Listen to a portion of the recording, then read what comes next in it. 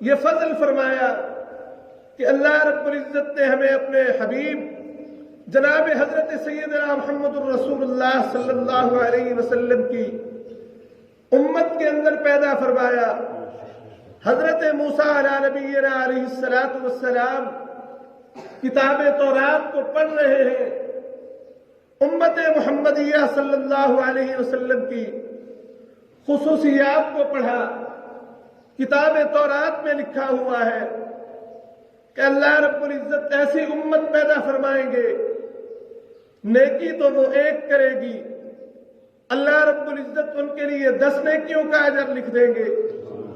حضرت موسیٰ علیہ السلام نے عرض کیا، میرے رب یہ امت مجھے عطا کر دیجئے۔ اللہ رب العزت نے ارشاد فرمایا کہ اے موسیٰ، یہ امت میں نے اپنے پیغمبر جناب محمد الرسول اللہ صلی اللہ علیہ وسلم کے لیے چن رکھی ہے۔ پھر حضرت موسیٰ علیہ السلام نے پڑھا کہ وہ امت ان میں سے کوئی فرد جب گناہ کرے گا اور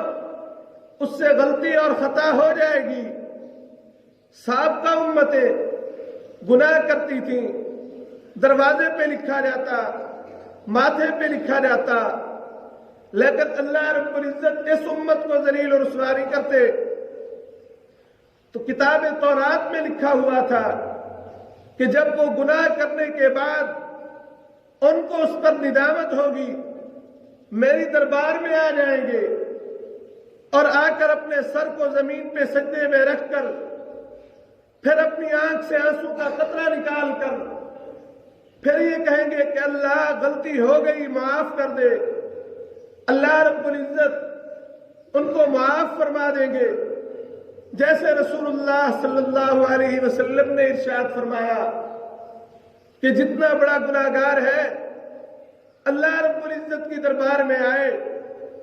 اس کی آنکھوں سے آنسو کا قطرہ